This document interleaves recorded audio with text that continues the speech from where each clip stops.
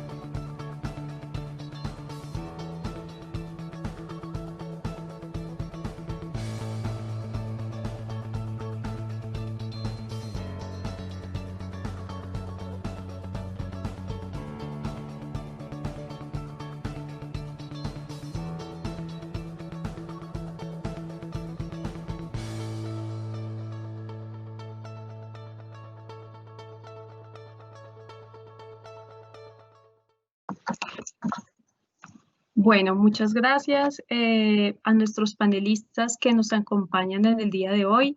Ellos pues muy generosamente han asistido a compartir todas sus experiencias y buenas prácticas en torno a la educación, a la enseñanza clínica y el cuidado primario. Les agradecemos a todos los asistentes por interesarse en este tema estructural para la salud de los colombianos. Y a continuación le voy a dar la palabra al doctor Carlos Humberto Tovar Eh, González, director general de Jave Salud, quien realizará la apertura del evento. Bueno, muy buenas tardes para todos. Agradecerle primero a nuestros conferencistas que nos acompañan en esta tarde, a todos los asistentes. Para nosotros realmente este tipo de actividades se vuelven un bálsamo en medio de las agendas del día a día, de tantas dificultades y tantos temas que tenemos que afrontar, pero sin duda venir a hablar de temas que son realmente misionales e importantes para las instituciones de salud que pensamos en la formación de nuestro talento humano, creo que es un tema fundamental e insisto, se vuelve un bálsamo en el día a día para lo que queremos lograr. Creo que es nuestra responsabilidad con el país pensar en cómo aprovechar este tipo de situaciones, estos escenarios ambulatorios, el cuidado primario ambulatorio como el centro básico de formación de nuestro talento humano. Y creemos profundamente que el COVID, como lo hemos venido hablando en otros escenarios, será un gran reformador y sobre todo un gran evaluador de qué están haciendo las instituciones para responder a estos retos. Creo que es una responsabilidad que tenemos con el país y qué buen escenario para compartir con personas que viven como nosotros el día a día de la formación del talento humano y poder compartir experiencias que nos permitan crecer, acompañarnos y fortalecernos institucionalmente. Entonces, simplemente darles la bienvenida en nombre de todo el equipo de dirección de Jave Salud, de su junta directiva, y que sea un escenario para compartir este tipo de experiencias. Entonces, muchas gracias a los organizadores, a todo el equipo organizador, y arranquemos, doctora Paola, para escuchar a las personas que nos vienen a compartir sus experiencias. Bueno, muy bien. Entonces, para iniciar este conversatorio, quisimos hacer una pequeña presentación del por qué escogimos este tema y por qué resulta tan importante para nuestro foro anual de Java de Salud. Entonces, te pido por favor, Diego, poner la conferencia. Gracias. Conversemos sobre salud, enseñanza clínica y cuidado primario. ¿Por qué estamos hablando de enseñanza clínica el día de hoy? La siguiente.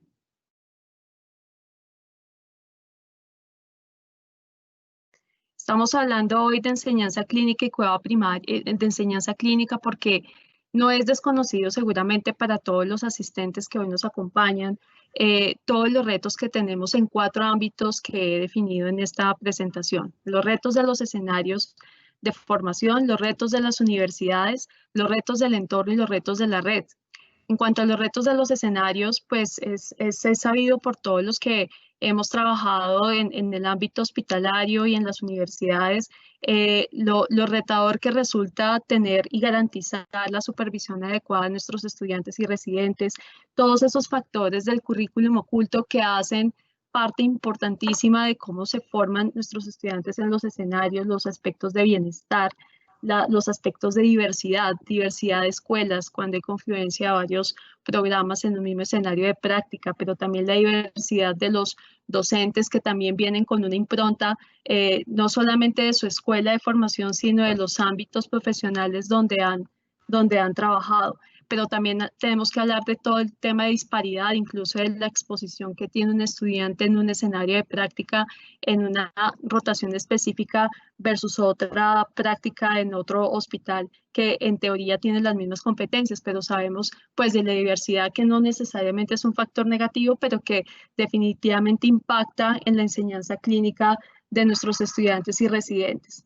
Los retos de las universidades pues, son inmensos y tienen mucho que ver con esta relación docencia-servicio de la cual pues, también todos conocemos, pero especialmente quiero aquí llamar la atención de ese reto que hay en esa relación, este tipo de relación. Es una relación operativa, técnica, muy medida por una muy contractual o realmente es una alianza estratégica la que tienen las universidades con los escenarios para precisamente generar estos productos en red de los cuales hablaré en el último punto. Es muy importante como reto para la universidad esa integración de la universidad dentro de la vida misma del hospital y cómo la vida del hospital también es reconocida en la universidad, el entrenamiento, por ejemplo, para los docentes que están en los hospitales, retos como el desarrollo de generación de conocimiento articulado con el hospital y no cada uno de pronto haciendo dobles esfuerzos o dobles procesos en todos los temas de investigación, de formación de los docentes para que sean mejores enseñando en la práctica clínica, pero también las universidades tienen retos muy importantes en las certificaciones, todos los programas de acreditación y certificación de alta calidad, tanto nacional como internacional, porque allí les hacen un zoom muy importante en los escenarios de práctica, que es el sitio donde están la mayor parte del tiempo los estudiantes y residentes en su formación. Retos del entorno, pues son innumerables. Quiero señalar acá, pues todo el contexto normativo que hay alrededor de la relación entre el hospital y la universidad, hablando específicamente de Colombia, pero más allá de eso, cosas tan nuevas que ya hoy nos impactan en la enseñanza clínica como la ley de residencias médicas, las formas incluso de contratación de los aseguradores con las instituciones de salud que marcan la pauta de cómo se enseña. Eso tiene una incidencia específica sobre la forma de enseñar y mucho de lo que hay en el sector salud, de lo que todos hablamos en diferentes instancias sobre la situación financiera de los hospitales, del clima organizacional, del clima del sector salud, que eso claramente impacta en ese currículum oculto que hay allí en los hospitales para los estudiantes. Y algo que no se nos puede olvidar es el paciente.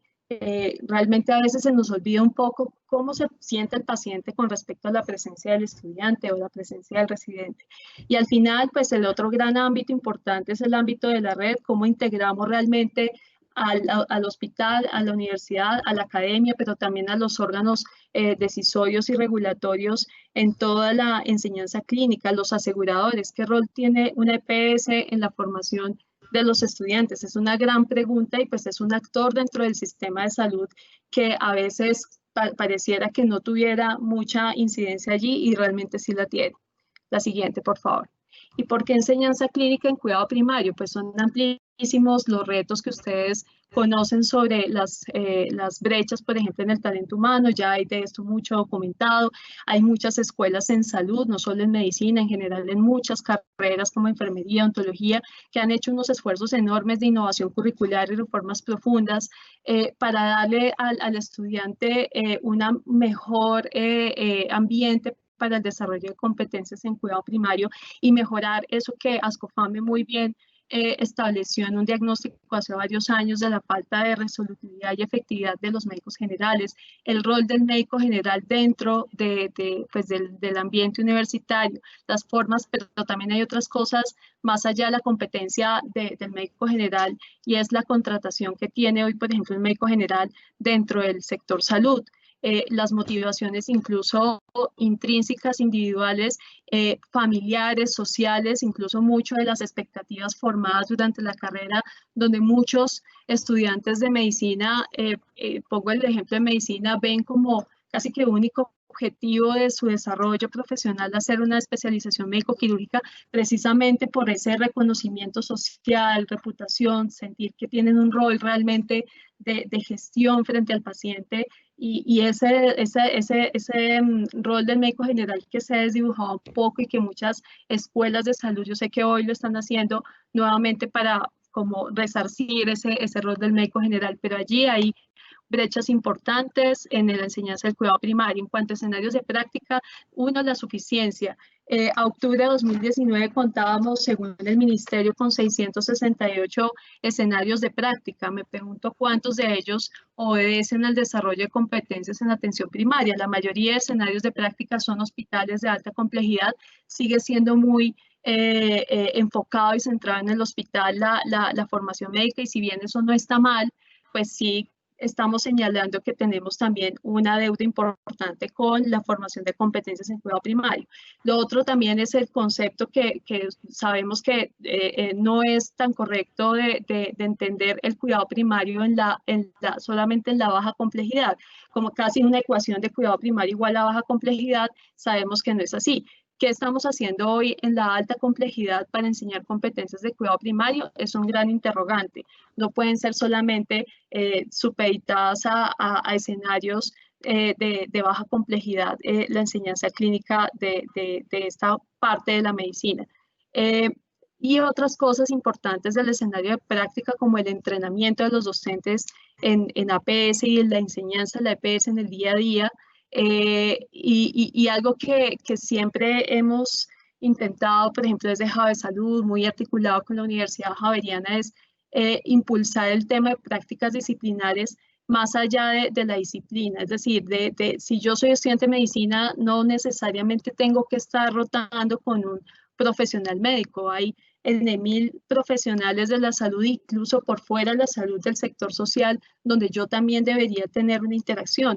¿Por qué no compartir un mismo escenario de práctica con un estudiante de odontología, por ejemplo? Esos son grandes cuestionamientos que además, si uno mira la atención primaria, pues esa interdisciplinariedad realmente en la enseñanza clínica, ¿dónde está quedando en este momento? Aspectos del entorno como la contratación de aseguradores, la integración vertical, que ustedes saben, pues debe ser menor del 30% según la norma, pero finalmente la integración vertical, aparte de los problemas que generan en temas de competencia y demás, pues también está impactando la enseñanza clínica del cuidado primario por la misma suficiencia de escenarios donde haya un modelo de calidad académico que guíe al estudiante al desarrollo de sus competencias, aparte de todos los problemas que ustedes conocen, de la financiación de la EPS en el país, de la historia clínica que realmente no es integrada, los tiempos de atención, es distinto un paciente que está hospitalizado porque yo puedo volver varias veces al día a verlo, en un escenario, por ejemplo, de cuidado primario, pues tengo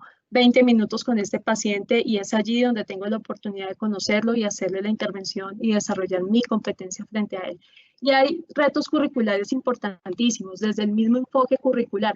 ¿Cuántos programas de salud hoy tienen un enfoque o modelo basado en la comunidad? Es un gran interrogante. Muchas escuelas de medicina, por ejemplo, sí han hecho estas grandes reformas para integrar realmente desde muy temprano el cuidado primario en los primeros semestres, pero seguimos viendo programas en general en salud con actividades que son más esporádicas, con menor peso, de pronto incluso una ponderación de la evaluación y en los créditos, que eso ya marca un mensaje directo también para el estudiante de esto de pronto no es tan importante como sí puede ser importante las materias o las asignaturas de mayor peso curricular. Lo mismo, ¿por qué no pensar en que los programas en acreditación pues realmente se miden con estándares también a los programas de salud, con estándares enfocados al desarrollo de competencias en cuidado primario? Y la presencia del en los posgrados del cuidado primario también es un gran interrogante y un gran reto. Pensamos siempre en cuidado primario como para la formación en pregrado, pero ¿dónde están los residentes vinculados también al desarrollo de competencias? Entonces, la siguiente, por favor. Este es un gran reto no solamente para instituciones como Jave Salud.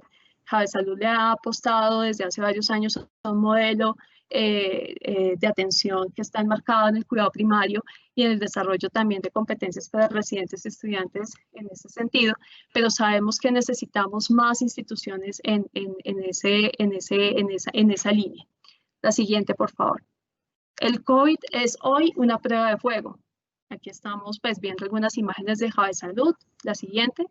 El COVID ha sido una prueba de fuego. Para las instituciones de salud, pues toda la prueba de fuego que ustedes conocen desde el punto de vista asistencial, de garantizar el cuidado de nuestros pacientes, pero por supuesto que esto ha sido una gran prueba de fuego, no solamente en lo personal para los ciudadanos, para nosotros como ciudadanos, sino también para las universidades y las facultades de salud. Sí que ha sido una prueba de fuego. Estamos hablando solamente, por decir datos en medicina, la siguiente, por favor, en medicina de más de 58 programas, y eso, aunque son datos viejos del 2016, estamos hablando de cerca de 100.000 estudiantes de medicina impactados, y esto sin contar las otras carreras de salud, sin contar los docentes de estos estudiantes, sin contar los pacientes que atienden estos estudiantes, porque definitivamente ellos también están impactados. Sabemos que la presencia del estudiante mejora la calidad de la atención de los pacientes, y ni hablar de todo el impacto a nivel social y familiar que tiene para estas familias de estos estudiantes, todo lo que ha implicado en estos meses. La siguiente, por favor. Esto se ha transformado en una gerencia del día a día, no solamente en lo asistencial, sino en lo académico, con retos muy importantes, y es lo que vamos a escuchar el día de hoy, anticipando el impacto, teniendo como foco la seguridad como prioridad para el estudiante y para el residente en nuestros hospitales. Supervisar el burnout no solamente del profesional que está al frente del paciente con COVID, sino también ese burnout docente, porque ahora está el gran reto de hacer todas estas estrategias virtuales de enseñanza remota de emergencia, de maximizar experiencias clínicas, porque si tengo un paciente y justo ese paciente es el que me va a generar un tipo de competencia específica, lo debo aprovechar al máximo, y cómo se da esa relación hoy con el tapabocas, la relación médico-paciente que aprende el estudiante hoy con el tapabocas, la careta, las gafas, que impone unos retos además de la comunicación bien interesantes y bien desafiantes, y toda la adaptación de estrategias e innovación y herramientas que nos van a contar ahora en el conversatorio. Entonces, pues, bienvenidos nuevamente, les pedimos nuevamente disculpas por todos los impases técnicos, y vamos a pasar a continuación al conversatorio para tener el placer de escuchar a nuestros panelistas que pues, nos acompañan el día de hoy. Bien, entonces vamos a comenzar la dinámica de esta jornada. Vamos a realizar 4 preguntas trazadoras, y en torno a esto pues vamos a hacer la discusión de cada una de las preguntas. Vamos a intentar que pues, nuestros panelistas invitados pues, puedan contestar todas estas preguntas, pero sí vamos ajustando los tiempos de intervención. Entonces vamos a comenzar con nuestra primera pregunta. Desde su perspectiva y contexto, ¿qué brechas y qué fortalezas de la enseñanza clínica habitual ha podido evidenciar en estos meses de pandemia? creo que es un buen momento para comenzar a hacer balances y ese es el enfoque de esta pregunta. Entonces quisiera darle la palabra en primer lugar al doctor Carlos Gómez. El doctor Carlos Gómez es médico, psiquiatra, epidemiólogo, decano de la Facultad de Medicina, miembro de Junta de Javesalud de la Universidad Javeriana. Entonces, pues le agradecemos mucho al doctor Gómez todo su apoyo y acompañamiento para este evento que estamos haciendo en conjunto con la facultad y quisiera darle la palabra a él. Muchas gracias. Bueno, muy amables por la invitación. Agradezco mucho al doctor Tawar, a la doctora Paola, todo el liderazgo que han tenido en Javesalud, que ha sido supremamente importante para la Universidad Javeriana y para la Facultad de Medicina en concreto. Llevándonos a ser muy precisos y dando tiempo a los colegas desde la perspectiva y contexto, qué brechas y fortalezas en la enseñanza clínica habitual ha podido evidenciar en estos meses. Pues yo pienso que ha habido muchas brechas y muchos inconvenientes, digamos. Unos de ellos han sido alrededor de la pandemia misma, de cómo nace la pandemia y de qué pasa. Y en un primer momento yo creo que la primera brecha fue aprender a manejar entre todos la incertidumbre que se produjo en todo el personal de salud, el miedo y la ansiedad y todos estos miedos tan intensos que se dieron alrededor de la muerte, alrededor del pánico al contagio, etcétera, de toda la comunidad educativa.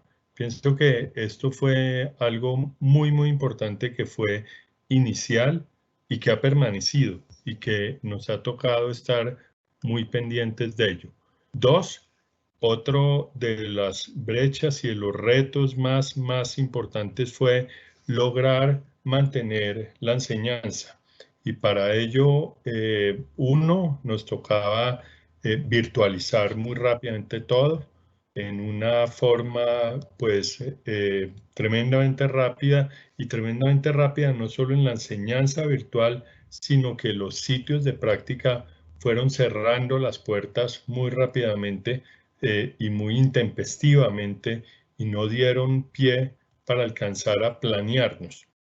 Entonces nos tocó con nuestras instituciones, digamos, hermanas o que con las cuales tenemos un convenio de largo tiempo, Javesalud y el Hospital Universitario San Ignacio, adecuar muy rápidamente todo para lograr esa brecha que se abría de no tener sitios de práctica porque estaban cerrando todos y no permitían, y dos, de llevar a la virtualidad la gran mayoría de programas, pensando también en no llevar a la virtualidad lo mismo que hacíamos en lo presencial, porque no era llevar las clases de lo presencial a lo virtual, sino adaptarnos no solo a la virtualidad, en que muchos profesores tuvieron muy rápidamente que hacer grandes aprendizajes y muy rápidos aprendizajes en el manejo de todo lo virtual, sino también en llevar una pedagogía a lo virtual, que creo yo que fue un reto muy, muy importante y fue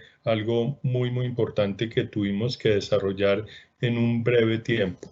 ¿Qué fortaleza hubo? Yo pienso que de los alumnos y de los profesores, ante todo de la persona humana. Yo quisiera resaltar eso porque en un tiempo muy breve, yo diría que en 5 días dimos el vuelco totalmente a lo virtual y en ello afortunadamente nos ayudó mucho a la Facultad de Medicina de la Javeriana haber tenido muchas experiencias desde lo virtual y haber tenido algunos montajes previamente alrededor de las plataformas que habitualmente utilizábamos de Blackboard, etcétera, para algunas actividades que veníamos realizando de tiempo atrás. Yo quisiera dejar acá para que mis compañeros puedan tener igualmente tiempo. Muchas gracias. Muchas gracias, doctor. Quisiéramos ver la percepción desde la Facultad de Enfermería, de un programa de enfermería. Entonces le doy la palabra a la jefe Andrea. Muchas gracias, Paola. Bueno, pues respecto a esta primera pregunta y también en coherencia con lo que decía el doctor Gómez, creo que es muy importante poder irnos hacia esas fortalezas que hemos encontrado. Voy a hacer un poco más referencia a las fortalezas y luego estas debilidades. Creo que estas fortalezas están más dirigidas a esa capacidad de reconfiguración rápida de las acciones, no solamente desde las instituciones de educación superior como es la Universidad Javeriana, sino también en esa reconfiguración desde las IPS.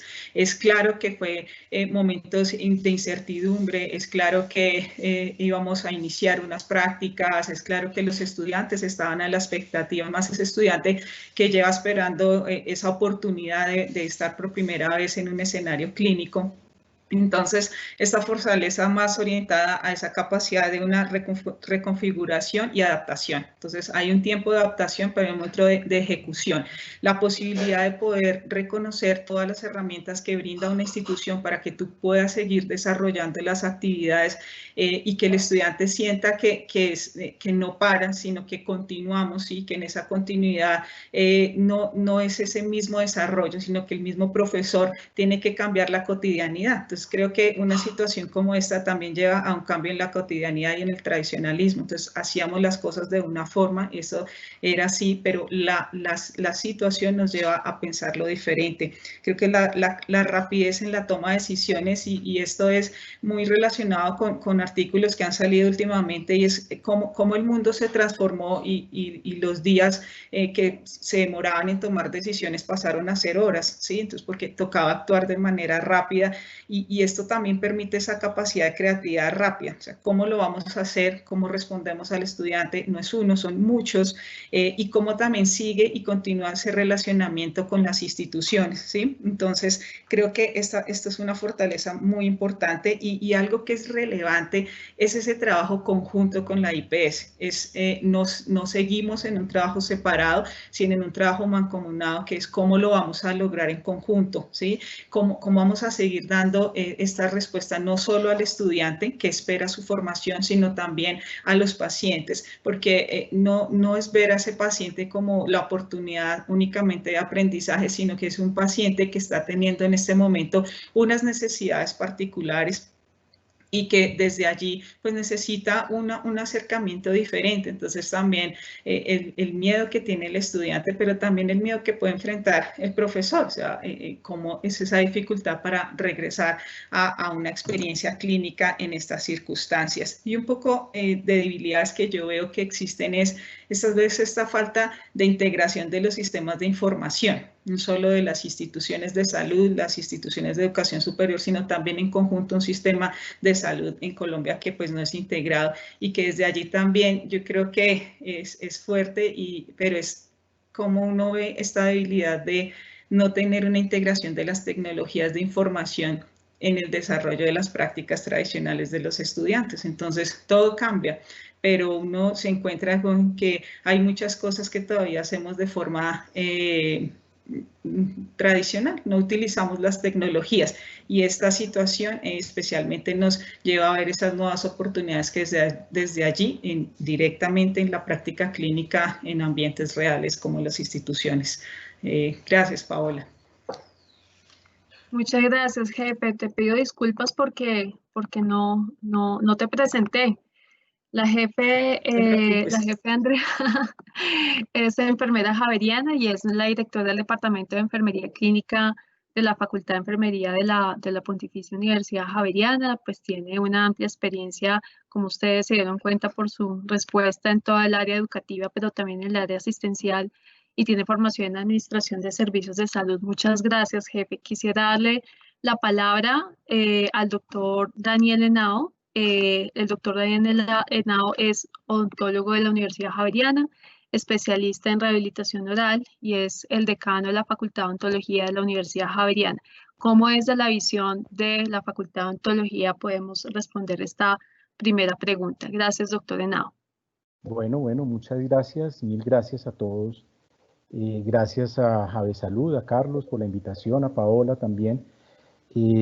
Bueno, nosotros como Facultad de Odontología, pues también vivimos un momento inicial de mucha angustia y de mucha incertidumbre y de mucho estrés, precisamente por la rapidez en que esto se nos vino y pues muy rápidamente tuvimos que tomar una serie de acciones para poder darle continuidad académica a los estudiantes, tanto de pregrado como de posgrado, que son dos grupos muy parecidos pero con algunas diferencias importantes. Tal vez la mayor brecha que nosotros identificamos en este momento es la presencialidad de las prácticas clínicas y preclínicas en odontología. Nuestro plan de estudio y la mayoría de los planes de estudios en las facultades de odontología, de los 33 programas que hay en Colombia, pues nos basamos mucho en prácticas presenciales. Tal vez el 80% de los planes de estudio son con una presencialidad y un 30% de no presencialidad. Y eso para nosotros fue lo más difícil y lo más complejo de poder garantizarle a los estudiantes que sus resultados de aprendizajes esperados se vieran reflejados de la mejor forma posible. Por otro lado, para nosotros también la suspensión de las rotaciones externas fue un problema. Nosotros teníamos la confianza que algunos estudiantes podían ir a hacer sus rotaciones y definitivamente por el entorno, como tú bien, Paola, lo explicaste, nos tocó irnos encerrando poco a poco y adicionalmente los temas de salud oral en estos sitios de rotaciones pues empezaron también a hacerse de una forma supremamente limitada y lo que hizo es precisamente limitar todos estos procedimientos odontológicos. Por otro lado, evaluar los aprendizajes obtenidos en la virtualidad. Para nosotros nos empezó a generar también un poco este aspecto con miras a tener esta calidad académica que siempre nos ha caracterizado, pues ver de qué forma podríamos obtener una muy buena evaluación. Y tal vez la más grande de todas que nos cuestionamos, y es una pregunta: ¿cómo asegurarnos que los estudiantes ante esta crisis sean clínicamente competentes? Y pienso que eso es lo más importante de poder irla resolviendo en la medida que vamos conociendo un poco más todos estos aspectos de la crisis que nos ha obligado a pensarnos. ¿Cuáles han sido las fortalezas? Yo pienso que hay unas fortalezas muy importantes. La primera es que los docentes rápidamente entraron a utilizar estas plataformas tecnológicas. Hace 2 años, en las investigaciones y en algunos estudios se estaba contemplando la posibilidad de hacer unos pilotos con un grupo específico de estudiantes para ver cómo se podía enseñar en forma remota. Pues hoy en día esto es una realidad. Pensábamos que esto iba a ser muy lejos y resulta que no. Nos tocó en una semana aprender a manejar y eso generó en los docentes una serie de movimientos interesantes desde el punto de vista de innovación para poder transmitir pues, los conocimientos y asegurarnos que los estudiantes aprendan todo lo correspondiente a los temas específicos de odontología. Yo realzo algo muy importante también en lo humano, que Carlos lo decía, y es que esto nos facilitó además estar mucho más de cerca con los estudiantes. Yo creo que esto en la parte misional de la universidad ha tomado una tinte muy importante. Estar con los estudiantes, estar con los profesores, estar acompañándolos en este proceso, creo que es una gran fortaleza que nos ha enseñado esta pandemia y que creo que esto va a perdurar porque muy fácilmente podemos entrar a estas plataformas y estar en todos los escenarios que en la forma presencial a veces no se ve. Y una gran fortaleza, para terminar, es aquellos ajustes razonables, los llamamos nosotros, para las prácticas clínicas y cumplir las competencias de los estudiantes. Nos obligó a repensarnos mucho las exigencias que les estábamos haciendo a los estudiantes y que claramente sabemos que por esta disminución probablemente de pacientes, pues nos vamos a tener que repensar. De hecho, hemos estado haciendo unos ejercicios importantes para ver cómo le vamos a exigir a los estudiantes que nos demuestren sus resultados de aprendizaje esperados con pacientes. Entonces, pues básicamente termino esta primera parte. Doctor Henao, muchísimas gracias. Quisiéramos escuchar al doctor Roosevelt Fajardo. El doctor Roosevelt Fajardo lo presento. Él es el director de Educación y Conocimiento de la Fundación Santa Fe, médico de la Universidad Javeriana, cirujano institucional de la Santa Fe y profesor asociado de la Facultad de Medicina de la Universidad de los Andes. Quisiéramos conocer su visión desde una institución de alta complejidad como la Fundación Santa Fe. Muchas gracias. Bueno, muchas gracias, doctora Paola, por la invitación, doctor Tovar, a la Universidad Javeriana, mi alma mater, muy orgullosamente mi alma mater, y a Javier Salud por la invitación. Pues nosotros en la Facultad de Medicina de la Universidad de los Andes, con la Fundación Santa Fe, como ustedes ya lo anotaron, también saludo a los panelistas que no los han saludado, ya tuvimos la oportunidad de hablar antes de que empezáramos el evento. Tuvimos que adaptarnos igual muy rápidamente. Para no repetir lo que ya mencionaron mis compañeros de panel, quisiera anotar que creo que en los aspectos negativos nosotros no estábamos preparados tecnológicamente para enfrentar tan rápidamente esto, para adaptarnos a esta nueva realidad. No deja de ser un reto tecnológico, fin, las dificultades que tuvimos hoy, eso pasa frecuentemente, no está acabo de inventar el tema. Creo que cuando nos tocó presentar que los estudiantes presentaran los exámenes virtuales al final del primer semestre, como le dije yo a los estudiantes de cirugía, es la primera vez que en un examen de cirugía está más nervioso el profesor que el estudiante, porque era totalmente virtual, con una cierta complejidad para que escogiera las preguntas el estudiante, etcétera, pero creo que lo pudimos solventar. Creo que todavía tenemos una brecha, los profesores, sobre todo en la fluidez del manejo de la tecnología. Los estudiantes lo hacen de una manera muy natural. Y de alguna manera, pues con la pandemia en Colombia, los hospitales al principio de la pandemia estaban sin pacientes COVID, pero estaban también sin pacientes de las patologías tradicionales, lo que hizo que hubiera una caída en el volumen muy grande. Pues la mayoría de los hospitales de Colombia estaban con una ocupación por debajo del 50%, los que más tienen el 50%. Y ya en cierto momento pues se tomó la decisión de pasar a los estudiantes a la virtualidad. Creo que nos faltaba tener unos escenarios de simulación desarrollados que nos permitieran suplir las competencias que debían alcanzar los estudiantes de su práctica clínica con pacientes, y ahí, si bien hemos acelerado, hay una brecha todavía por cerrar. No estábamos preparados para saltar a la virtualidad. Por otro lado, nos permitió también acelerar, digamos, el uso de las tecnologías de información, y creo que también nos ha permitido hacer un uso más eficiente del tiempo. Yo creo que pues evitar los desplazamientos en una ciudad, Bogotá en este caso, con tantos trancones, etcétera, pues ha permitido también que los estudiantes puedan utilizar el tiempo de una manera mucho más cómoda.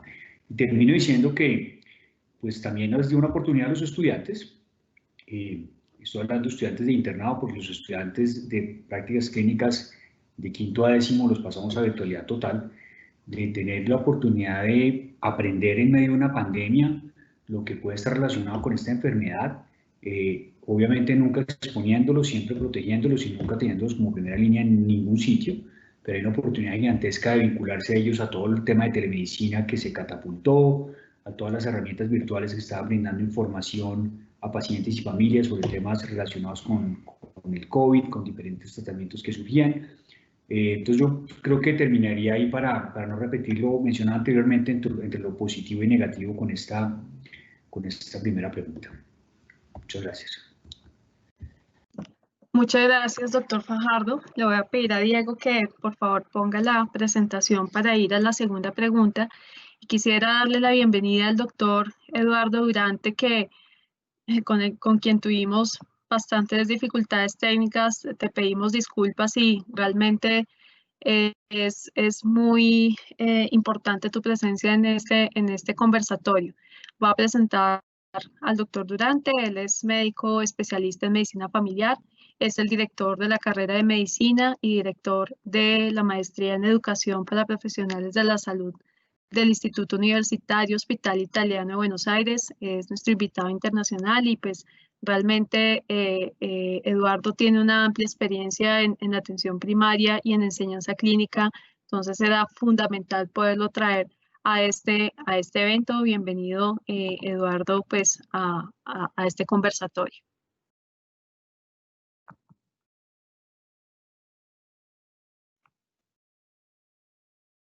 Me confirma el doctor Eduardo si nos está escuchando bien.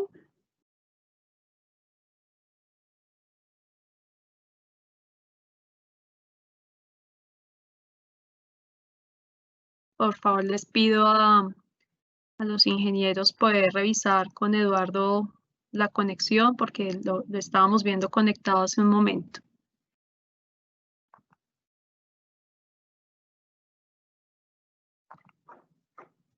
Ok, bueno, vamos a la siguiente pregunta. ¿Qué lecciones y desarrollos nos ha dejado el COVID en enseñanza clínica para profesionales de la salud? Que está muy atada a la anterior y quisiera comenzar con la doctora Jennifer Castro. Ella es residente de medicina familiar. Nos pareció que para un conversatorio donde se hable de enseñanza clínica, pues teníamos que invitar a todos los actores involucrados y quién mejor que la voz de un estudiante, en este caso de una residente de medicina familiar de la Universidad Javeriana, para que nos cuente también desde su visión qué lecciones te ha quedado, doctora Jennifer, con respecto a todo lo que ha pasado en estos meses y la enseñanza que has recibido en tiempos de pandemia. Muchas gracias.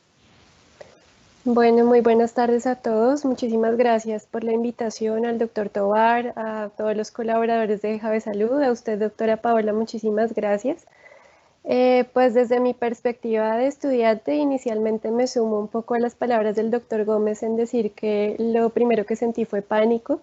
Inicialmente pensé que nos iban a cancelar el semestre, pero ya con un poco más de calma nos dimos cuenta de que la medicina, al ser un arte y en general las ciencias de la salud, nos permite explorarla y aproximarnos a ella de muchísimas formas. Entonces, una de las lecciones más relevantes que he encontrado es la capacidad que han tenido nuestros docentes y nosotros mismos de encontrar formas creativas de relacionarnos, de hacer siempre las actividades educativas un poco más dinámicas, porque pues uno de los retos más grandes ha sido, digamos, mantener la atención durante al menos 2 horas en una pantalla, y valoro mucho realmente los aprendizajes que hemos tenido en cuanto a simulaciones, a hacer juntas, a hacer casos clínicos, consultas de manera virtual. Pienso que ha sido muy importante.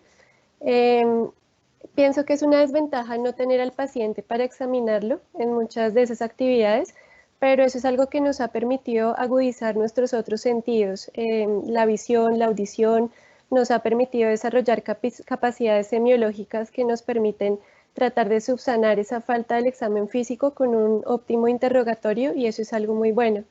Y en cuanto a desventajas que de pronto le encuentro, es que la educación virtual tiene un costo. Entonces necesitamos un computador, necesitamos una buena conexión a internet, necesitamos un espacio tranquilo en nuestra casa, un escritorio. Y algo que me ha parecido que la pandemia ha denudado es la gran desigualdad social en la que vivimos, porque no todos los estudiantes tienen esos recursos para acceder a esos nuevos modelos educativos. Entonces es una limitación muy grande que yo encuentro para pasar a este tipo de oportunidades virtuales. Allí quisiera, Jennifer, agradecerte. Es muy interesante tu visión y creo que también hay cosas que uno asume como hechas, como pues toda la alfabetización digital, como uno cree que por ser estudiantes y estar en un tiempo generacional específico, tienen más habilidades con el uso de las herramientas digitales, y no necesariamente. Es probable que estén más familiarizados con ciertas herramientas como las redes sociales, otras cosas, pero también a veces asumimos ese tema y el soporte en lo técnico y en lo tecnológico es fundamental. te lo agradezco, te agradezco mucho. Quisiera escuchar al doctor Gómez con respecto a esta pregunta. Yo considero que hay muchísimas lecciones que nos ha dejado la pandemia. Y la lección mayor que nos ha dejado la pandemia, pienso yo, tiene que ver con la valoración y reconocimiento de la interdependencia social, de la interconexión que existe entre unas y otras sistemas que pretendíamos muy independientes anteriormente, de reconocer a las personas como seres sociales, de reconocer valores como el de la solidaridad, como el de la empatía, como el de la unión, tener la conciencia social que Jennifer nos comenta, que no todo el mundo tiene igual acceso, que hay unas inequidades tremendas y que teníamos que responder a esto. Y respondimos, creo yo, brindando desde la universidad conectividad, computadores, etcétera, cuando se requirieron, y de empezar a pensar las cosas diferentemente. Igualmente, creo que una de las lecciones es aprender a valorar el medio ambiente, la salud, aprender a valorar lo que tenemos como salud y a ver la vulnerabilidad que existe en la salud, aprender a reconocer a los educadores y a la familia, porque siento que esto ha llevado a repensar muchas cosas. Igualmente a tener mayor empatía y conciencia por los otros y a colaborarse más. Lo que comentaba inicialmente, pues el doctor Roosevelt, es cierto que probablemente los estudiantes nos han enseñado mucho, así como nosotros les hemos enseñado. Creo que ha habido esa interdependencia, se ha notado más. Igualmente pienso que nos da una lección de vida y una lección en que tenemos que empezar a pensar la medicina diferentemente. Yo creo que a partir de ahora clarísimamente todos los aspectos de telemedicina, telesalud van a estar en el orden del día y tenemos que incorporarlos. Antes, creo yo, lo hacíamos muy tímidamente. Algunas universidades como la Universidad de Antioquia creo que tenía grandes adelantos en esto, pero la gran mayoría éramos bastante frágiles. Creo yo que esto nos ha ayudado a pensarlo así y a pensar más interdisciplinariamente. Creo que esto nos ha dado una gran lección a los médicos dentro de las instituciones que manejamos el COVID, de la necesidad de la interdisciplinariedad, de la necesidad que tenemos y del valor que le debemos dar a todos y cada uno de los profesionales de la salud. Creo que esto nos va a mostrar nuevas rutas y oportunidades y nos hará reflexionar sobre el futuro, un futuro mucho más solidario y mucho más altruista, y de pensar mucho más generosamente en torno al cuidado y al respeto de los otros y por los otros. Muchas gracias. Gracias, doctor Gómez. Doctor Henao, ¿qué lecciones aprendidas desde odontología podemos aportar a la discusión? Bueno, una lección muy grande frente a este momento que estamos pasando es que nos enseñó a que tenemos que tener un cuidado hacia el otro muy importante. Cuidado hacia los pacientes, cuidado hacia los estudiantes, cuidado hacia el personal administrativo y cuidado pues obviamente al profesional de la salud. Y eso es una de las grandes enseñanzas y aprendizajes. Otra lección es que definitivamente nos iba a causar un impacto en la parte de educación, definitivamente, y por eso pues hemos tenido que hacer todos estos desarrollos y todas estas invenciones que nos ha tocado muy aceleradamente. Otra lección es que en las facultades de odontología tenemos que mirar un poco el tema de la investigación. Esto ha generado también unos movimientos interesantes entre las mismas facultades de odontología para apoyarnos en procesos de investigación. Y otra lección es que esto impactó a la comunidad educativa definitivamente en todos estos aspectos. Pero también una lección muy aprendida es que hay que tener mucha paciencia, definitivamente. Nos ha enseñado a tener paciencia. En estas incertidumbres hemos querido hacer muy rápidamente muchas cosas, pero nos ha tocado pausadamente y con calma poder hacer en la medida que nosotros podamos ir haciendo todos estos ejercicios. Creo que en mi profesión, en odontología, estamos más conectados que antes. Creo que la comunidad académica se conectó muchísimo más que en otros momentos. Hay una mayor cooperación educativa definitivamente. Hay un mayor intercambio de conocimientos. Estuvimos inundados de webinars, de conferencias virtuales, etc. Y algo interesante y es que el comercio, y las casas comerciales se vincularon muy rápidamente también a tener contenidos gratuitos de educación continua, y eso fue interesante, y creo que de ahí se le sacó un provecho inmenso a todos estos, digamos, procesos educativos a la comunidad en general de odontología, básicamente. Doctora Henao, muchas gracias. Creo que de todo lo que se ha discutido hasta ahora, todo este componente de lecciones aprendidas, de entender lo humano y entender el error y entender que la paciencia es fundamental para podernos adaptar a las vicisitudes del día a día, es una común, el entender el otro, el dolor del otro, el cómo se siente el otro, los miedos del otro. Ha sido un factor común que ustedes han señalado y aunque pareciera obvio en las profesiones de salud, creo que definitivamente estos meses de educación en enseñanza clínica nos han dejado eso también. Quisiera pasar a la tercera pregunta, que es el eje central de este conversatorio. Entonces, te pido por favor, Diego, colocar la presentación que tiene que ver directamente entre la enseñanza clínica y el cuidado primario. Desde su perspectiva y contexto, ¿cuál ha sido el aporte de la enseñanza clínica en el cuidado primario? Y entendiendo pues como el contexto que intenté dar al inicio de este conversatorio, en momentos de emergencias sanitarias como el actual. Uno ve en las noticias todo el tiempo, y me refiero antes del COVID, de la importancia del cuidado primario, de la importancia de la atención primaria, de fortalecer la atención primaria, que fue mucho de lo que señalé también al inicio de esta presentación. Con la pandemia nos ha quedado algo más evidente en ese sentido. ¿Cuál es el aporte de la enseñanza clínica en el cuidado primario en momentos de emergencia sanitaria como el actual? Entonces, me hubiera encantado escuchar a Eduardo, pero tenemos problemas con su micrófono. Ojalá nos pudiera compartir de pronto algunas reflexiones por el chat para leerlas. Pero quisiera que ustedes nos contaran cómo ven esto en esta pregunta.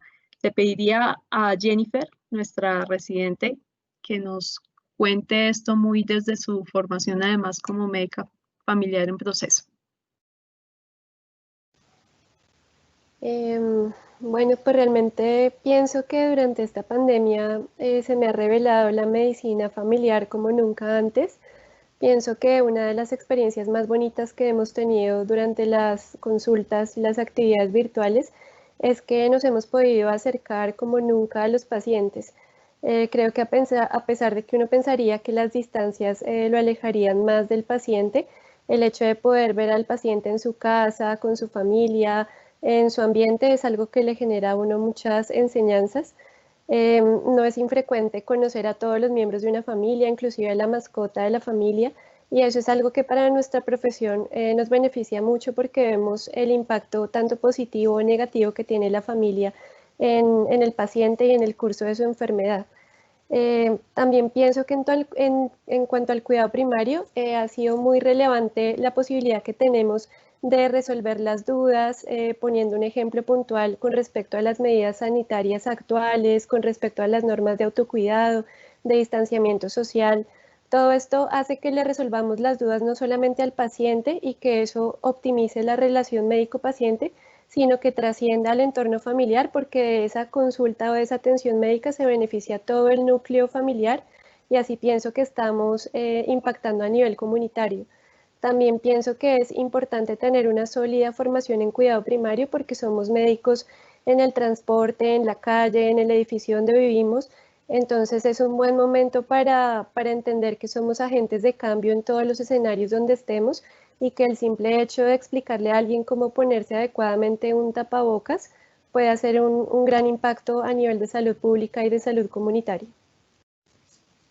Pero quería resaltar pues lo que mencionabas de ese rol del profesional de la salud, no solamente en el hospital o en el consultorio, sino como ciudadano, ¿no? Por fuera de él. Jefe Andrea, quisiéramos escucharte en esta pregunta. Gracias, Paola. Bueno, muchas gracias también a todos.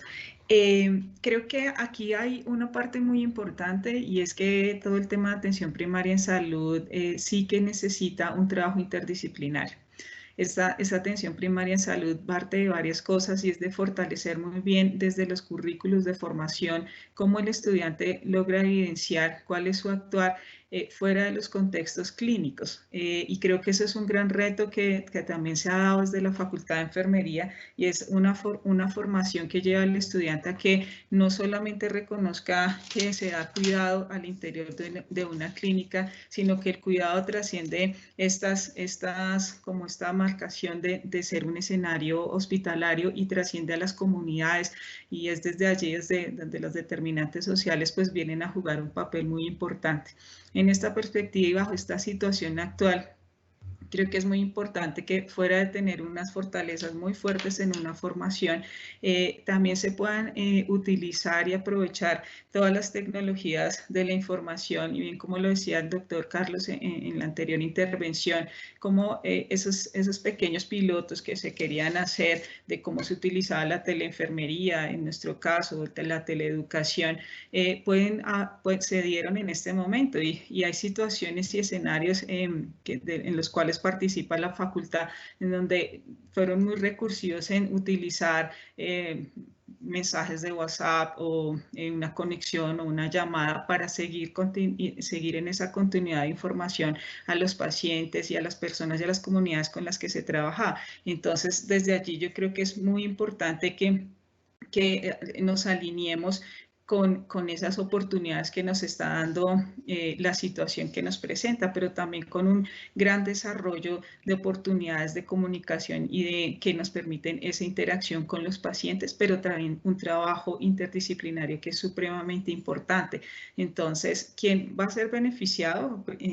Principalmente, pues siempre va a ser el paciente, pero esta experiencia de comunicación, de encontrar esas necesidades que tiene, de saber en dónde estamos fallando, de qué es lo que no se alcanza a dar en una hospitalización o en su egreso, pero que sí se logra dar en otro tipo de consultas, ¿sí? Cómo se logran estos acercamientos, cómo se involucra al paciente y en algo que a mí me parece supremamente llamativo y es esas tendencias que hay a nivel global y es volver a esos pacientes expertos, o sea, cómo el paciente también se vuelve experto en su cuidado y no solamente tiene que depender de un profesional, sino que él va aprendiendo y de esta manera logra unos grandes cambios en su vida y pues le va a aportar de manera significativa a su calidad. Entonces creo que hay varias cosas. Uno es ese fortalecimiento a nivel curricular de los diferentes programas de formación en salud, ¿sí? Dos, un acercamiento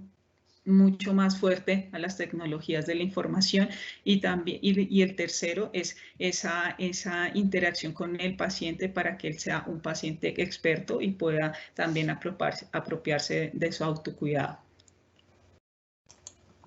Pepe, muchas gracias. Quisiera resaltar esa parte siempre hemos querido que los pacientes se empoderen de su cuidado, que se vuelvan expertos en manejar, por ejemplo, sus condiciones crónicas.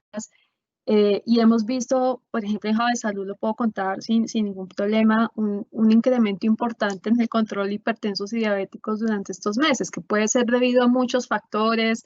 Realmente, pues, incluso muchas cosas del confinamiento ayudan a que no tengamos pacientes con descompensación, por ejemplo, aguda de POC, porque pues están también evitando otro tipo de situaciones infecciosas que les puede generar exacerbaciones, pero también una posible causa de todo esto es el paciente entiende que solo puede acceder al sistema de salud en caso de urgencia, necesidad de consulta prioritaria, y eso implica para él un reto adicional de más autocuidado, de generar esas competencias en el mismo de ser experto en su condición y del apoyo de la familia para lograr mantener controlada su condición. Y cómo es ese profesional el que se vuelve un poco el soporte y el apoyo para que esa persona logre esa competencia.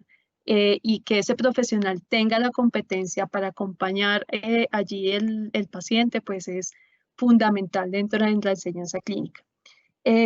Doctor Roosevelt, quisiéramos escuchar la visión, porque siempre, como lo señalé al inicio de la presentación, hemos confundido la atención primaria con la alta complejidad, perdón, con la baja complejidad, y pensamos que la atención primaria es más como como su nombre lo dice, de básico y no de base de la población, sino como algo realmente que se da en otro tipo de escenarios, y no, por ejemplo, un escenario como la Fundación Santa Fe o los hospitales de alta complejidad. Entonces quisiéramos escuchar. Gracias, Paula. Yo creo que es una oportunidad enorme para que el cuidado primario brille. Los felicito por lo que comentas que han hecho en Javesalud. Nosotros hemos visto, digamos, en el área específica mía, que es la cirugía, cómo los pacientes tienen miedo de consultar. Han salido noticias que seguramente muchos han visto, en donde les han dicho a la población en general que los hospitales son los sitios en donde hay más riesgo de contagiarse de COVID, lo cual no es cierto, y lo cual ha implicado además que la gente tenga pánico de ir a un consultorio, tenga pánico de ir a un servicio de urgencias. Seguramente muchas de las personas que están oyendo esta conversación lo han oído, y eso ha tenido como consecuencia que nosotros, digamos, en urgencias tengamos un aumento increíble, muy importante, de pacientes con peritonitis, pacientes con perforaciones intestinales, con necrosis intestinales, y vamos a ver, cuando vaya bajando este pánico que tiene la gente, cómo vamos a encontrar patologías oncológicas avanzadas, vamos a encontrar pacientes diabéticos, descompensados, etc. Yo creo que hay una oportunidad gigantesca para que el cuidado primario brille, para que el cuidado primario vayan como lo decía la doctora Jennifer, vayan a los hogares de los pacientes virtualmente hablando, utilizando todas las tecnologías que están disponibles en este momento, y puedan educar, informar, aconsejar, y como lo decían, ser como esos gestores de cambio para decirle a un paciente, creo que lo mejor es que vaya a un servicio de urgencias, debe acudir para que le hagan este examen que necesita, porque la gente tiene mucho miedo. Yo creo que resumiría diciendo que es una oportunidad gigantesca, enorme, para que el cuidado primario brille, y el cuidado primario puede ser una parte fundamental de lo que puede ser después un tratamiento que sea de alta complejidad. Un papel enorme para cumplir en este momento por el cuidado primario, y creo que de alguna manera se está haciendo utilizando telemedicina. Nosotros esto nos ha obligado, nos ha exigido a acelerar nuestros desarrollos en telemedicina y unas plataformas virtuales que nos han permitido a los pacientes acercarse, pero seguimos viendo que la gente tiene miedo de consultar, de tal manera que lo veo como una enorme oportunidad para el cuidado primario brillar. Muchas gracias. Hay cosas muy interesantes que hemos venido observando, por ejemplo, la adherencia a tratamientos cuando hemos implementado todas estas estrategias de gestión virtual como la teleorientación. Y uno empieza a explorar, obviamente esto es objeto de estudio y sería muy lindo e interesante hacer investigación alrededor de eso, de si al recibir una llamada de un profesional de la salud puedo estar haciendo incluso un vínculo más cercano que en un consultorio, que a veces puede ser un ambiente supremamente hostil por muchas razones, desde que la impresora se dañó, que el sistema se cayó, a veces el tema del día a día y de la mecánica de las consultas con los tiempos de atención reducidos, etcétera, y toda esta papelocracia, como ha señalado, y tomo el término del doctor Julio César Castellanos, que nos invade en general en el ejercicio profesional, puede ser más bien solventado a través de una llamada donde pueda uno tener incluso un vínculo más personal. Es increíble que es paradójico que sea de esa manera. Habría que explorarlo bien para confirmarlo, pero pareciera que eso sucede. Y como nosotros desde la atención primaria también hemos fortalecido, por ejemplo, todas las visitas domiciliarias, que no es lo mismo que hacer una consulta domiciliaria. La visita domiciliaria tiene todo un contexto, precisamente abordaje biopsicosocial. Y lo que decía Jennifer y el doctor Roosevelt sobre cómo al ver el entorno en una teleconsulta, casi que está haciendo una visita domiciliaria, con el objetivo que tiene la visita domiciliaria, que va mucho más allá de solamente hacer el examen físico, de reconocer precisamente ese famoso entorno y de cosas que uno jamás vería en un consultorio en 20 minutos. Entonces resulta muy interesante y me alegra mucho pues la visión que hay sobre empezar incluso a explorar la educación clínica en cuidado primario en todos los niveles de complejidad, en todos los programas y realmente de forma articulada con las universidades desde los hospitales. Doctor Henao, para esta pregunta quisiéramos también escucharlo. ¿Cuál es el aporte de la enseñanza clínica en el cuidado primario en momentos de emergencia como el actual? Pues a ver, yo me sumo a lo que el doctor Fajardo ha dicho también. En este momento existe un pánico pues grande de parte de los pacientes para asistir a las consultas odontológicas, pues por obvias razones. Ustedes saben que los odontólogos también somos una línea de alto riesgo en el ejercicio de la profesión. Aquí, en este punto, tiene un realce muy importante la teleodontología. Nosotros en odontología podemos, mediante estas plataformas o mediante el mismo chat del teléfono, poder acercarnos un poco más a los pacientes y poder intervenir en estos aspectos de atención primaria en salud, que son muy importantes, e inclusive hacer un acompañamiento. Es un poco más complicado en odontología porque nuestro ejercicio depende en un porcentaje muy alto la presencialidad en los consultorios odontológicos, pero es una muy buena oportunidad para poderlo trabajar. Los planes de estudios en las facultades de odontología cada vez más estamos enfocando el aprendizaje en estos aspectos y tienen una relevancia supremamente importante. Y esto ha motivado mucho a los estudiantes también a que este elemento pues sea de forma muy prioritaria para estar acompañando precisamente a estos pacientes. Pues básicamente en odontología es esto. Yo pienso que muy lentamente estamos incursionando en estos aspectos. La Universidad de Antioquia, por ejemplo, la Facultad de Odontología también ha hecho unos desarrollos bien interesantes en teleodontología, pero son encaminados básicamente a atender a los pacientes de alguna necesidad, orientarlos en dado caso que tenga algunos elementos que se puedan manejar en forma remota, pero también orientarlos a qué necesidades tienen, sí o no, de asistir a un consultorio odontológico para su tratamiento, por lo menos urgente, en un determinado. Para todos es sabido que un dolor de muela no se puede arreglar por Teams ni por Zoom. Pues uno puede medicar, pero sí o sí hay que hacer muchas veces alguna intervención, y así está catalogado por la OMS que nosotros en este momento podemos hacer urgencias de este tipo cuando hay dolor específicamente. Gracias.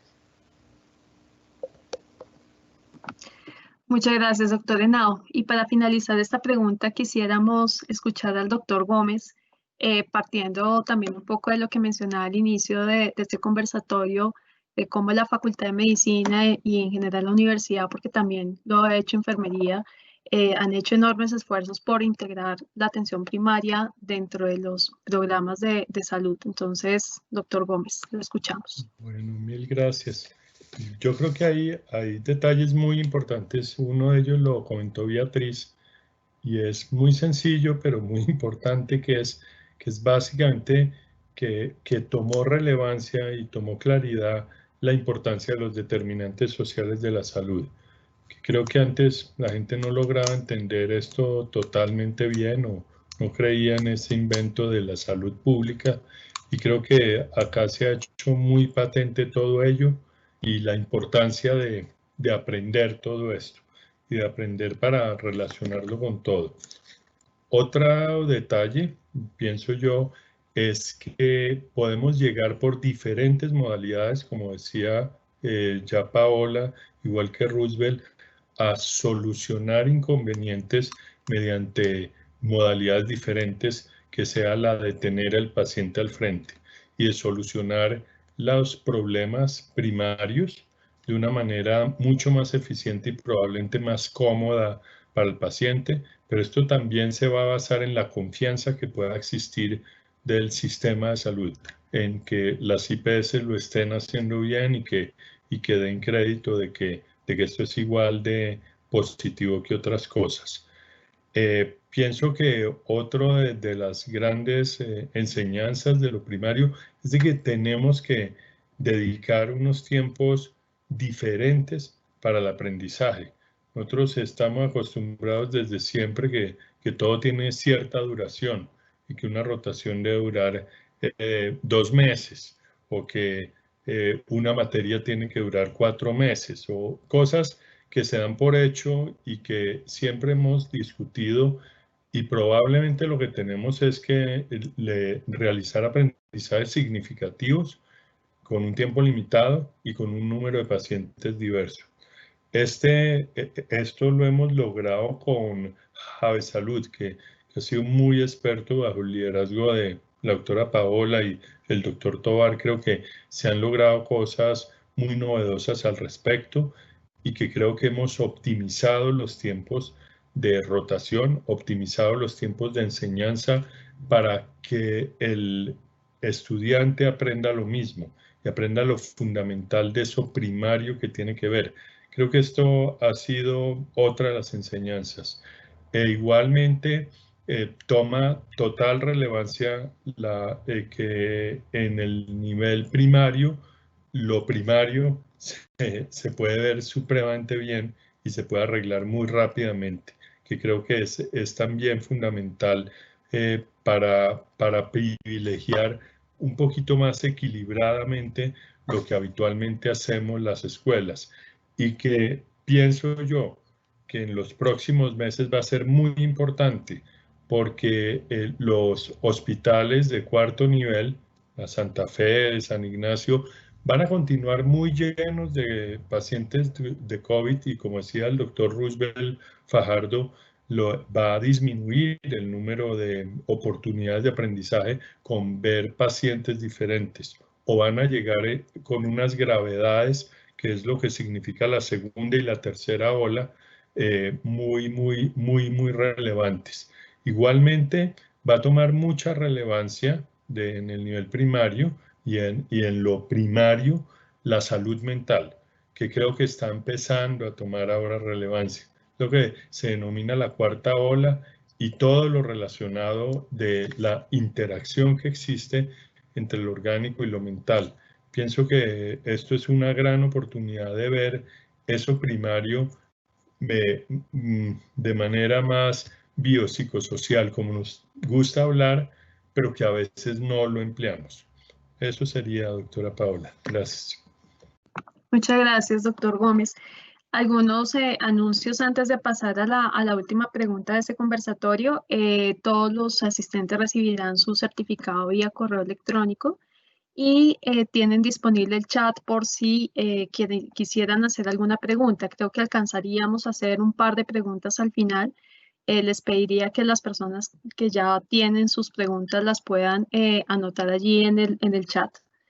Esta sesión además va a quedar grabada y va a quedar colgada en nuestro canal de YouTube de Javesalud. Les enviaremos también el link para que lo puedan compartir, y sobre todo pues para las personas que desafortunadamente no pudieron acceder por los problemas técnicos.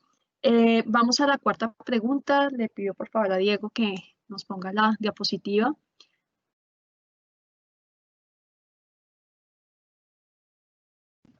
La diapositiva no la estoy observando, pero ya aquí tengo la pregunta a la mano. Con todo lo discutido anteriormente, ¿qué mensaje les daría a los estudiantes de programas de salud sobre su rol en un momento histórico del ejercicio profesional como el actual?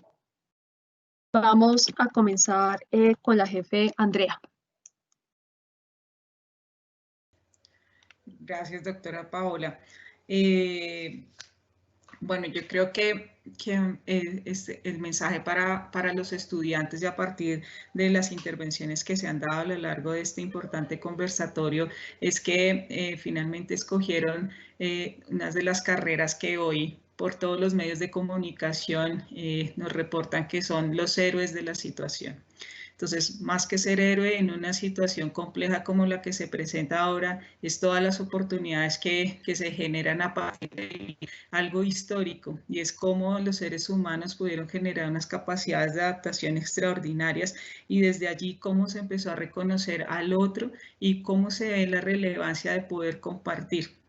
Si bien es cierto, la tecnología nos ayuda y nos acerca, muchas veces también nos distancia de las personas que más queremos, pero el mensaje allí es cómo ustedes pueden aprovechar esta situación para generar todas estas capacidades de adaptación, de innovación, de creatividad, de ir más allá, de hacer un paso más adelante, de correr la segunda milla, aun cuando muchos estén cansados, y que lo que nos muestra también las imágenes que cotidianamente vemos en las redes sociales, y son grupos de profesionales cansados, pero grupos de profesionales que también lo están dando todo por los demás. Entonces, mi mensaje es que aunque la situación se vea compleja, aunque sea difícil, siempre van a venir mejores momentos, y la historia lo dice, no solamente en estas circunstancias, sino en muchas situaciones que ha vivido el mundo, es que después de una situación difícil, de una gran tormenta o de una gran guerra, siempre renacen mejores situaciones y mejores formas de vivir. Entonces, este es el mensaje para todos. Escogieron para mí las mejores carreras que pueden dar respuesta a este gran momento y esta situación de crisis, pero que resulta ser satisfactorio para todo lo que se viene más adelante. Muchas gracias, jefe. Doctor Henao. Bueno, muchas gracias. El mensaje que yo le puedo dar a mis estudiantes es que veníamos en una autopista muy bien pavimentada y nos tocó un pedazo sin pavimentar, llena de huecos. Y vamos a estar un poquito incómodos un momentico, bastante tiempo, por ahí unos 6 meses, 8 meses. Pero muy seguramente vamos a volver a entrar en esa carretera supremamente bien pavimentada con una serie de fortalezas impresionantes. Pienso que a los muchachos de hoy en día les está dando unas herramientas que no las estábamos explorando antes. Más guerreros, más dedicados, más conscientes, más preocupados por las personas, más preocupados por sus pacientes. Y yo pienso que esos son elementos que se van a ver más adelante a futuro. Pienso que no se han equivocado de profesión. Es una profesión que tiene que existir, necesariamente tiene que existir. Los odontólogos hoy en día en este país son fundamentales para el modelo de salud en este momento, y tenemos que seguir adelante, Estamos, como les digo, un poquito incómodos y brincando, y tenemos altibajos, pero estoy seguro que vamos a seguir adelante y vamos a poder hacer nuestro ejercicio con la forma en que se merece hacerlo, muy bien hecho. Muchas gracias.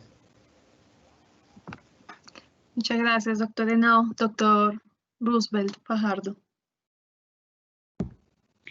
Gracias. El mensaje que yo les daría es, creo que el planeta entero se dio cuenta que mientras cerraban aeropuertos, centros comerciales, discotecas, restaurantes, las únicas instituciones que quedaban abiertas eran los centros hospitalarios o instituciones de salud.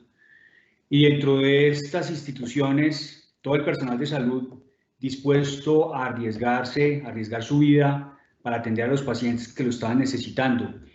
El mundo se dio cuenta que podía vivir sin fútbol, que es más importante para la sociedad un médico que un youtuber, una enfermera que un influencer, y creo que todo el personal de salud debe salir fortalecido, y cuando digo fortalecido hablo de el lugar que merece en la sociedad, en el mundo.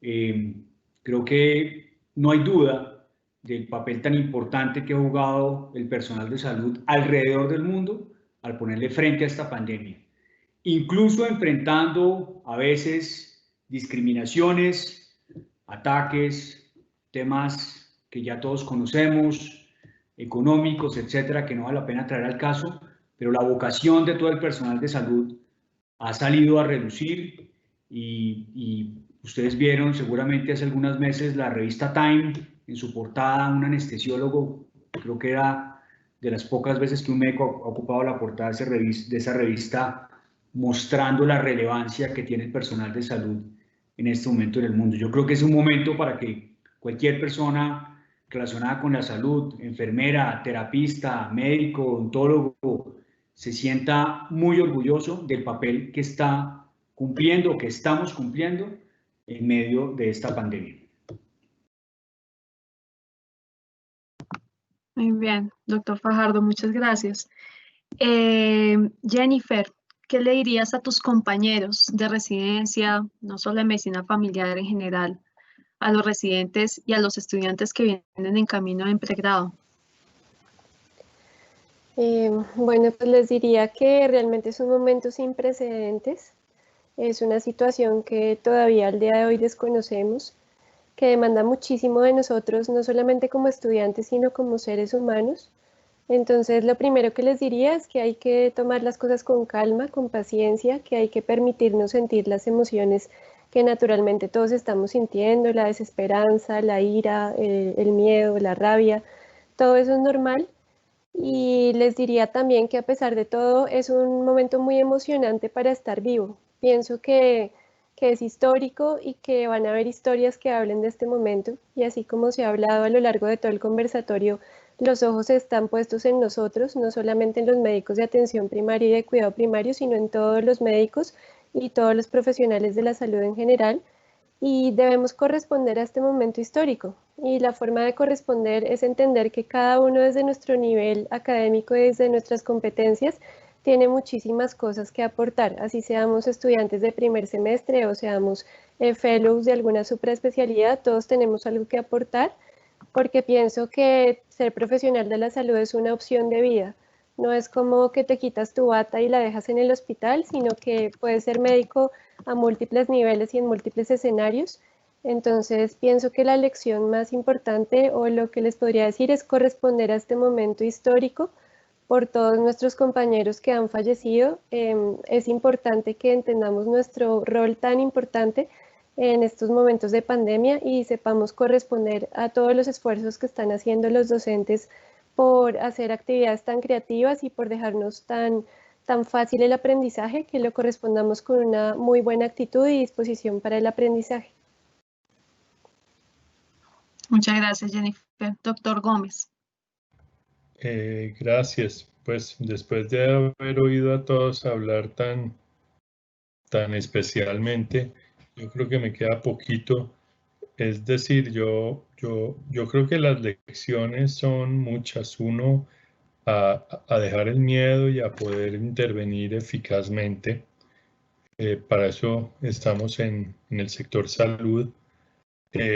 Creo que lo que nos deja de positivo el COVID y las lecciones que hay, las esbozó un artículo muy interesante que salió recientemente de un grupo de Argentina, comandado por una doctora Johnson y una doctora Saletti Cuesta, en el cual le preguntaron en Argentina qué consecuencias positivas traería el COVID, y yo creo que ahí resume mucho lo que ya han dicho el doctor Henao, el doctor Roosevelt, Beatriz, Jennifer, que es alrededor de la conciencia, la solidaridad, la necesidad de unirnos, una predisposición a valorar, a respetar, a tener empatía por el otro, a colaborarnos unos a otros, a compartir lo que comentaba el doctor Henao entre facultades, alguna tendencia mayor al altruismo, a la resiliencia, a la compasión por el otro y a la necesidad que tenemos todos de apoyarnos para salir adelante. Creo que esto es una gran enseñanza que nos deja la vida y que tenemos que aprovecharla, y que ojalá no se nos olvide con el tiempo, y podamos mantenernos siendo muy solidarios y teniendo muy presente las cosas principales de la vida. Muchas gracias. Gracias, doctor. Tenemos tiempo para un par de preguntas. Voy a iniciar con la primera. Pues el panelista que quiera iniciar contestándola, por favor, me puede indicar. Retornando a las actividades presenciales y de cierta manera a la cotidianidad, ¿cuáles aspectos consideran que debemos preservar tanto en la educación como en la atención a los pacientes? Entiendo con la pregunta de lo acumulado, ¿qué debemos preservar después de toda esta experiencia? Doctor Gómez. Pues yo creo que hay que incorporar y hay que mantener sin duda muchas de las bases que tenemos. A mí no me cabe duda que la enseñanza de la salud en todas las áreas en Colombia es de gran calidad. Cuando uno ve y se compara internacionalmente, por lo menos en las mejores universidades que creo que está representada, entre otras, pues la Universidad de los Andes, la Javeriana, la Universidad de Antioquia, etcétera, creo que lo hacemos muy bien y que tenemos que incorporar enseñanzas. No me cabe duda de flexibilizar un poco las rotaciones, de actuar un poco más por competencias adquiridas en un momento dado, de flexibilizar mucho más la forma de hacerlo, de aprender mucho de lo virtual. Lo virtual va a quedar y creo que esto va a favorecer también muchísimo a largo plazo todo, y probablemente no vamos a requerir hacer tanto seminario presencial, y de vez en cuando tenemos que ver que si un residente está rotando en Javesalud, pues no tiene que ir hasta la Javeriana para devolverse a Javesalud, sino conectarse en el sitio donde está. En esto recuerdo la figura de Haddad, de Alejandro Haddad, que un día vino a visitarnos a epidemiología clínica y hacia las 11 me dijo, espérate que voy a dictar clase. Y yo en ese momento no, y abrió su computador y empezó a dictar clase y me dijo, mire, yo lo hago desde cualquier lugar del mundo, y creo que en esto tenemos que flexibilizarnos, y creo que esto llegó y nos quitó el miedo. Como dice Roosevelt, aprendimos a quitar, a hacer exámenes virtuales, a hacer otro tipo de evaluaciones. Yo creo que hay mucho que incorporar que nos va a enriquecer claramente. Y vamos a salir enriquecidos de esta situación. Gracias. Gracias, doctor. No sé si alguien más quisiera añadir, el doctor Roosevelt. Yo quisiera agregar que todo el tema de educación continuada, esto que estamos haciendo, yo creo que difícilmente los congresos, seminarios, foros, actualizaciones volverán a ser lo mismo presencialmente. Yo no creo que difícilmente voy a querer volver a tomar un avión, pero en Estados Unidos, a un poco de dólares, pero una semana de trabajo. Si los congresos a los que iba, puedo asistir a ellos de manera virtual, yo creo que eso sale completamente modificado. Todos estos webinars, toda la educación continuada a la que hemos podido acceder estos meses, yo creo que la cantidad de horas que hemos dedicado a aprender temas relacionados con COVID y luego ya con nuestras, digamos, especialidades ha sido fantástico utilizando virtualidad. Yo creo que eso llegó y eso se debería quedar. Sin duda eso es algo que nos permite ser más eficientes, nos permite ser más amigables con el medio ambiente, menos huella de carbono, gastar menos plata, estar más tiempo con nuestra familia, porque puede terminar uno el seminario, cierra el computador y puede bajar a compartir con la familia, lo cual no lo permitía, digamos, los desplazamientos, viajes, etc. Entonces yo creo que esta parte debería quedarse, deberíamos fortalecerla y aprovecharla más. Muchas gracias. Muchísimas gracias. Por temas de tiempo vamos a pasar a la siguiente pregunta: ¿cómo garantizar la adquisición de los resultados previstos de aprendizaje desde lo remoto de aquellas actividades eminentemente prácticas en los estudiantes? No sé si alguien quiera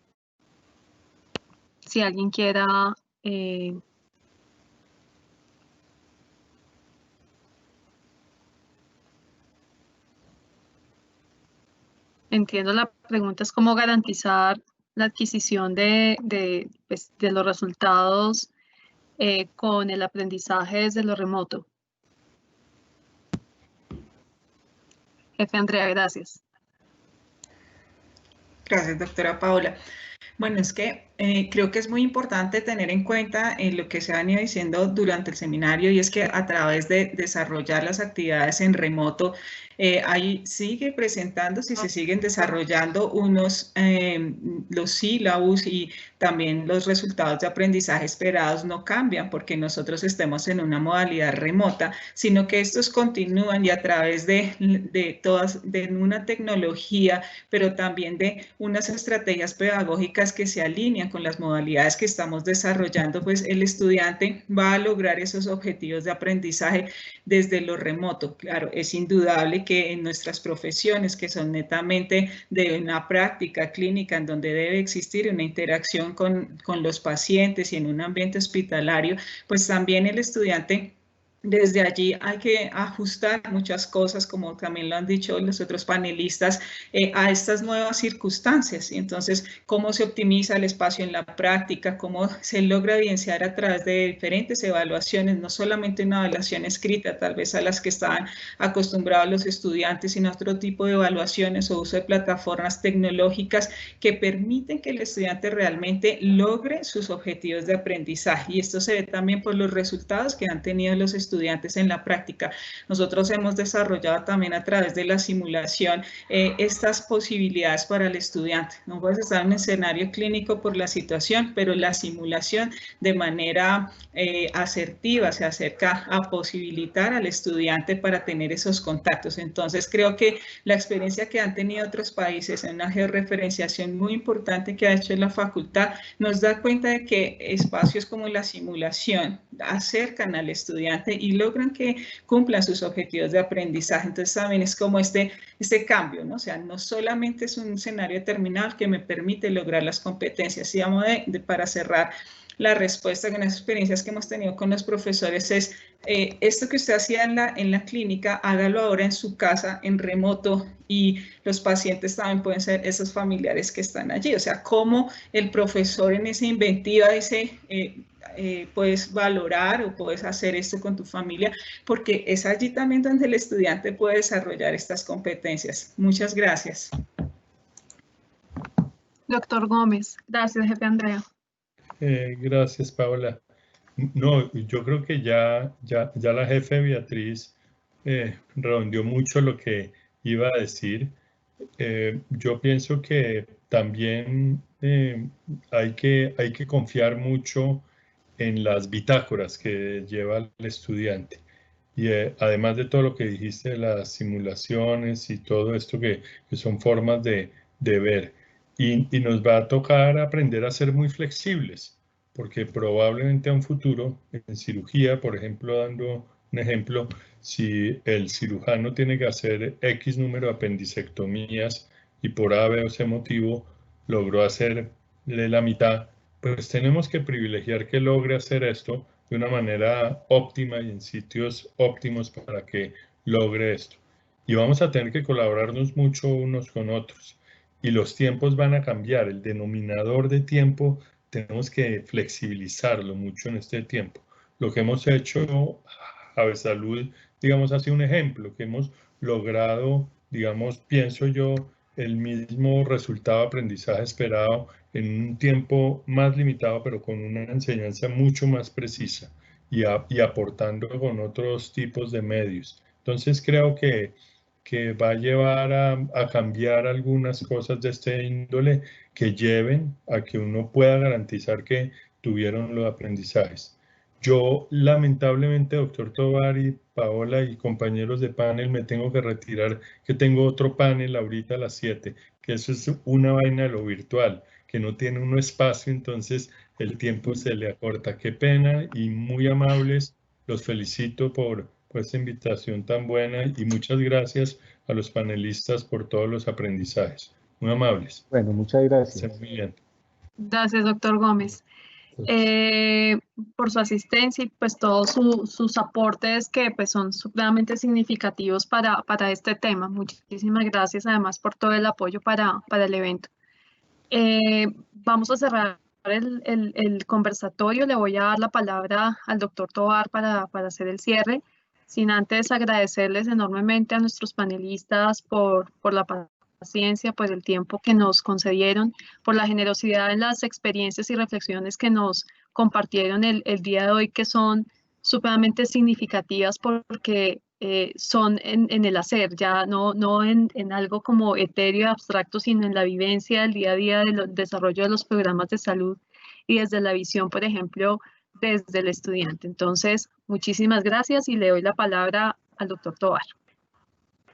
Muchas gracias, Paola. Primero agradecerles de verdad a todos los panelistas. Roosevelt, por favor, tú sabes que esta es tu casa. Muchas gracias por acompañarnos el día de hoy. A Andrea, a Jennifer, sin duda, que comparte con nosotros sus escenarios de práctica. También sabes que esta es tu casa. Daniel, sin palabras pues de agradecimiento. Creo que de verdad ha sido un escenario realmente enriquecedor escucharlos hablar y ver todas las oportunidades que pueden llegar a nacer de un momento de dificultad.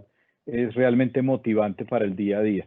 Y como lo dije al principio, qué bonito reunirnos un par de horas, hablar de otros temas distintos. No hablamos aquí de cartera hospitalaria, del sector salud, del rol de los actores, no. Aquí hablamos de las cosas que realmente generan valor y es supremamente gratificante. Yo tomé algunas notas muy rápidas de lo que me llevo de esta sesión y quiero compartirlas con ustedes. Primero, la importancia de los conceptos de inter y trans, ¿no? Lo importante que es la interdisciplinariedad, el trabajo interinstitucional, interfacultades, transdisciplinario, eso es fundamental y creo que eso no lo podemos perder. Es parte de lo que queríamos hoy, escuchar quien nos contaban desde odontología, desde enfermería, desde medicina. Nos queda faltando acá el equipo de psicología, de rehabilitación, de terapias, de nutrición, etcétera. Sin duda ese trabajo articulado en salud es fundamental. Lo segundo es el concepto precisamente de integralidad y cuando hablamos, por ejemplo, de humanización, no quedarnos en el concepto de humanización hacia el paciente, la humanización hacia el trabajador de la salud, hacia el país, hacia el estudiante, hacia la comunidad, es ampliar un poco esa visión y dejar de segmentar tanto las cosas. Creo que es uno de los aprendizajes de toda esta situación. Conceptos como resiliencia, por ejemplo, paciencia, tolerancia, flexibilidad, creo que lo hemos repetido 10 veces cada uno de esos conceptos y ojalá de verdad se nos queden adentro después de toda esta situación. Hay un concepto que hemos venido hablando en algunos escenarios y creo que es una enseñanza también fundamental y es lo que hablamos de humanización extrema. Y es realmente sentir el dolor del otro, la sensibilidad del otro, las necesidades del otro, pero en todo momento esa humanización extrema desde la asistencia en salud es fundamental. Mantener una actitud positiva y una visión de futuro. Escuchar a Roosevelt hablar ahorita sobre el futuro de los escenarios de formación continua, eso lo necesitamos, pensar en el futuro, cómo va a ser mucho más fácil tener más frecuentemente escenarios como este para compartir conocimiento y compartir enseñanzas y ahorrarnos tantos desplazamientos y tantas cosas. Creo que son aprendizajes fundamentales. Una visión diferente del sistema hacia el talento humano, creo que ese tema es fundamental y lo hemos venido conversando. Y diferente desde la formación del talento humano, pero también la suficiencia del talento humano que necesita el país, la motivación del talento humano y el reconocimiento del mismo. Creo que es un tema estructural. Y al final me quedo con otras reflexiones, y es cómo ha tomado relevancia, y esperemos que se le dé continuidad en el tiempo, conceptos como salud pública, la salud mental sin duda, y que la salud mental no es un tema de psiquiatría, es un tema de todos los trabajadores de la salud, cómo podemos abordar los temas de salud mental, los determinantes sociales de la salud. Y al final me quedo con una reflexión de un artículo que pude leer esta mañana en medio de una reunión y otra, y es cómo hoy el futuro depende de que logremos intervenir las conductas individuales y sociales. Hoy no dependemos de la alta tecnología necesariamente para salir adelante. Necesitamos intervenir las conductas individuales, lograr conceptos de autocuidado, de que la gente no salga a la calle si no es realmente necesario, de que utilice el tapabocas, de que se lave las manos, y cómo somos muy pocos expertos realmente para poder modificar las conductas individuales. No sabemos cómo realmente impactar las conductas para lograr un impacto significativo en los resultados de salud de las comunidades. Creo que son retos y reflexiones que a futuro nos dejan este tipo de conversatorios. Nuevamente agradecerles a todos los asistentes, a los panelistas. Insisto, esta es su casa, ojalá en las próximas ediciones nos puedan volver a acompañar para los diferentes temas que vamos a tener, pero realmente yo personalmente me llevo una evaluación muy satisfactoria de todo lo que conversamos. Entonces, doctora Paola, muchas gracias a todos los organizadores, a nuestros panelistas, de verdad, muchas gracias por todo. Gracias, doctor Tovar. Un saludo para el doctor Eduardo Durante, que nos acompañó, nos escuchó, desafortunadamente no pudo participar. Y a los asistentes un infinito agradecimiento por su paciencia también en el inicio de este conversatorio, en las preguntas, en esta actividad virtual que nos ha permitido enriquecer el conversatorio. Vamos a enviarles un link de encuesta de satisfacción del evento y con unas preguntas además adicionales de qué temas quisieran ustedes que trabajáramos en Javesalud y la Universidad Javeriana para nuestro próximo webinar en 2 meses. Recuerden que pues esta es la modalidad de encuentro en el momento, y si bien a veces uno también se puede agotar de tantos encuentros virtuales para hablar de ciertos temas, es muy importante saber de parte de ustedes qué temas nos pueden sugerir para que sean novedosos e importantes para la salud. Muchísimas gracias a todo el equipo organizador, a todo Javesalud por su apoyo en este evento, y a la Universidad Javeriana por su respaldo. Muchísimas gracias, y a todos que tengan una muy feliz noche. Buenas noches. Muchas gracias. Muchas gracias. Muchas gracias.